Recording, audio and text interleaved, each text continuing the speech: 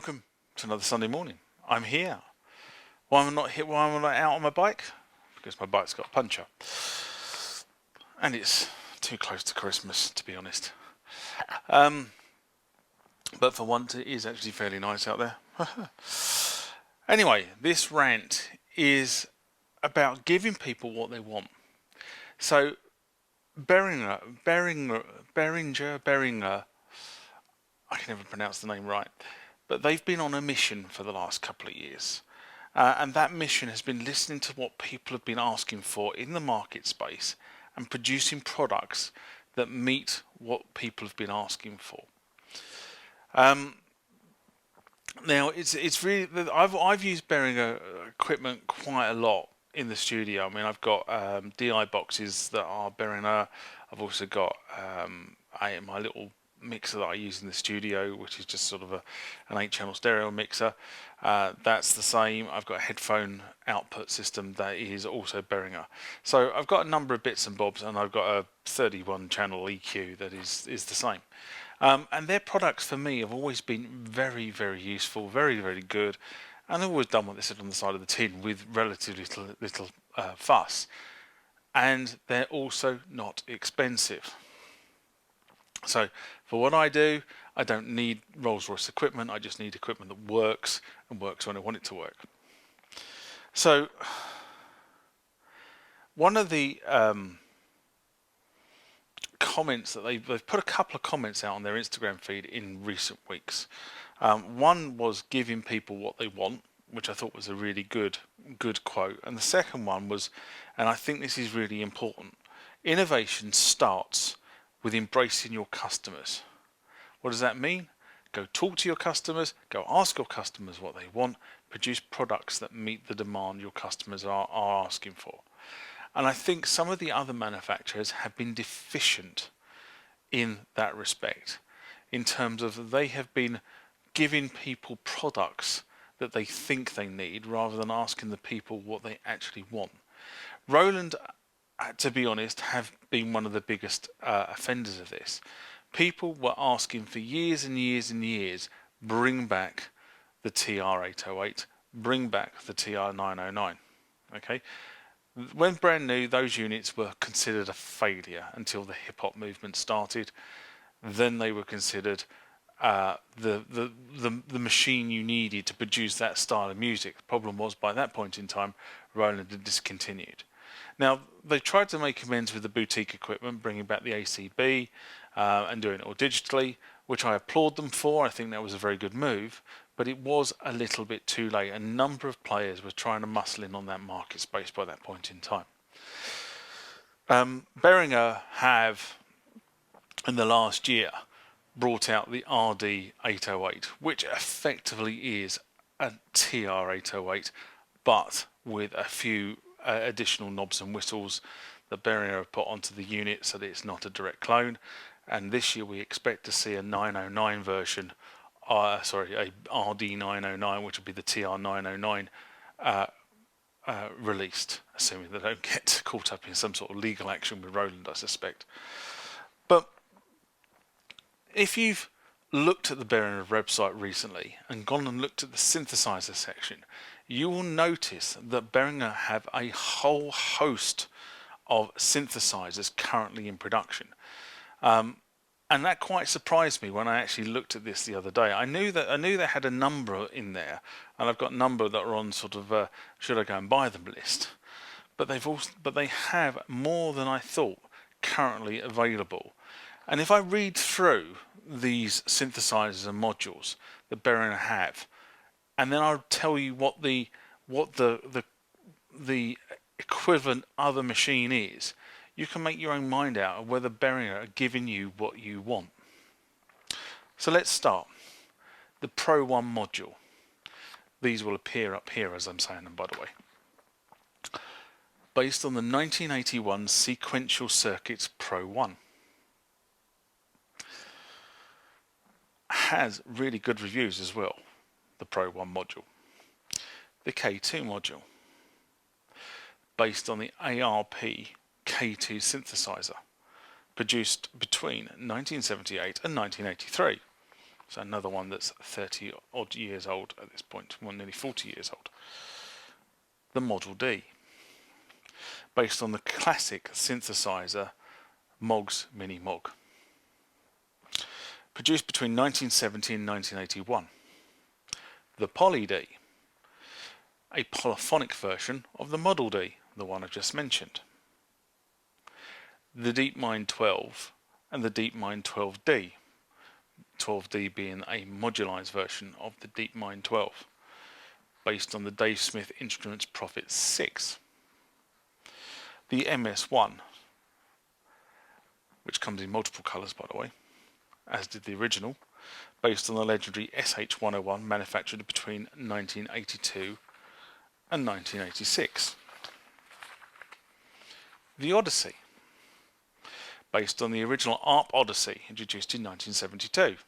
Now Korg, I'm not sure when Korg acquired ARP, but at some point they acquired ARP, and Korg have also now released an updated ARP Odyssey, and I haven't yet to play with the Behringer version and the Korg version to make up my mind which is better of the two. But effectively now you've got two, and is that Korg listening to the customer base and giving them what they want? The TD3, based on Roland's iconic TB303 baseline unit manufactured between 82 and 84. Again, considered a flop by Roland, who withdrew it from the market just as the hip-hop scene started to heat up. The RD8, spoke about this earlier on, based on the other iconic dance and hip-hop machine at the time, the TR-808, between 1980 and 1983, again discontinued before the hip-hop market started to heat up. So, you know, based on those two, I mean, why Roland never brought them immediately back in the 90s and tried to service the demand, no idea, but they didn't. The Vocoder 340, based on the classic VP330 vocoder, which Roland have also immortalised in the boutique range, produced between 1979 and 1980, so it was only out for a year. The Wasp Deluxe Mobile. Now this is an interesting one because not a lot of people see, or you don't see Wasp machines very often, and when you do, you look at them and think they're something that a child should be playing with. And in actual fact, the actual Wasp machine was an incredibly professional machine at the time. It just looked like something a child should be playing with.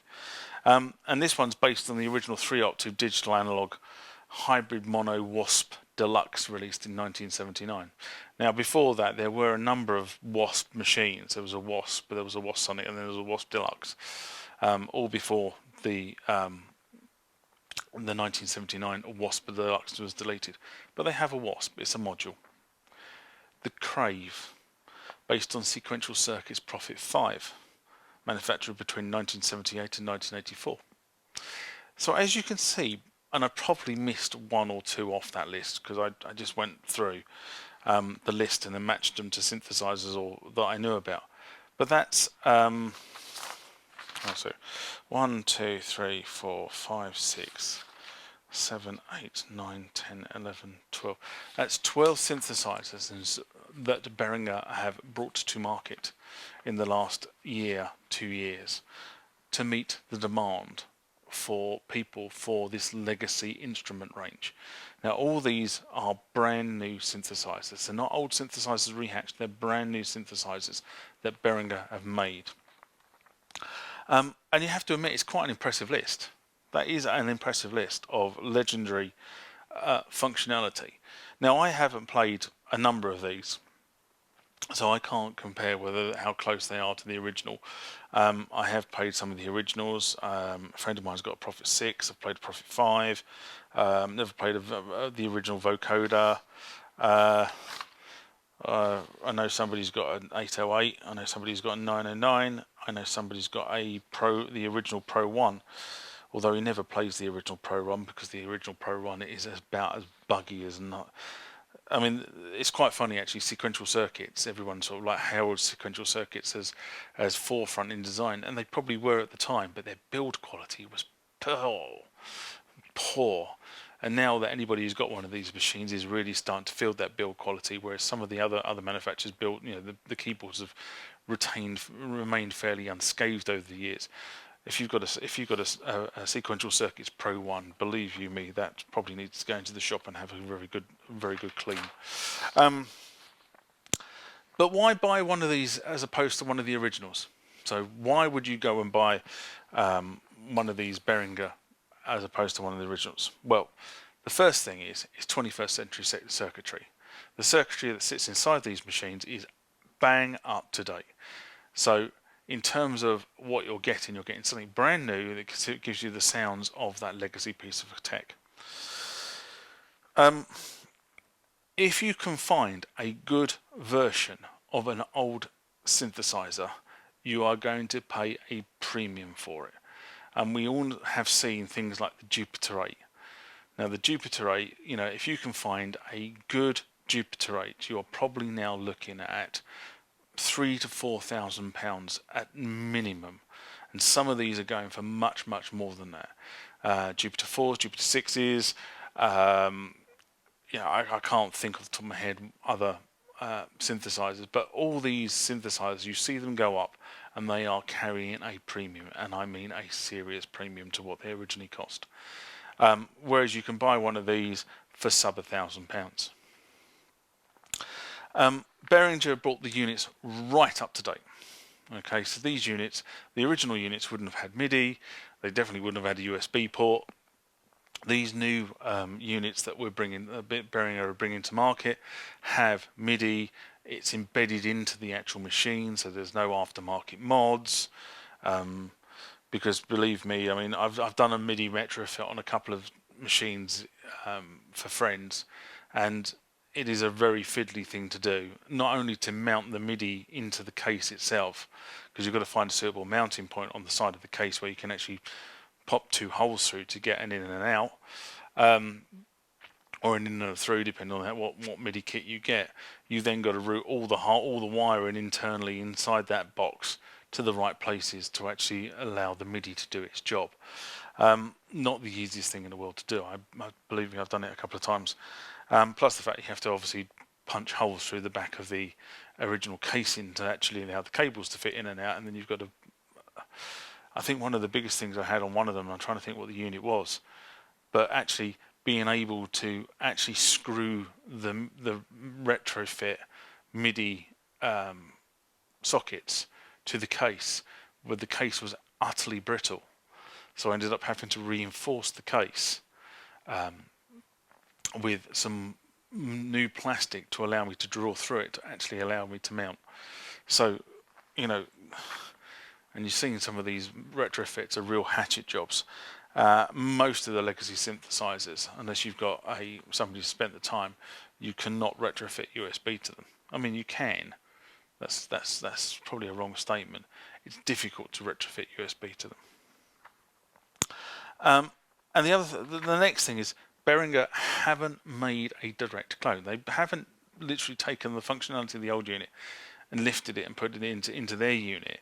What they've done is they've tweaked it, and they've given you things like sequencers that weren't on the original, arpeggiators, storage, so you can actually store that. Once you've actually derived the patch, you can actually take all those settings and put them off to an SD card or a memory location. So there are some compelling reasons why you should go and buy one of these machines. You get a lot of legacy functionality without a massive cost of acquiring it and maintaining it. And it will interface with modern computer technology, your DAWs, and other hardware sequencing, whatever it happens to be, technology you've got in your studio. So the question is, if Behringer are listening to the people, where do they go next? There is a rumour, and I hasten to add, there is a rumour that they're looking at the Jupiter range. Okay, I don't know whether that's a 4 or a 6 or an 8. I have to be honest and say, if they were going to tempt anybody, they would go for an 8, which would be really interesting. Personally, Behringer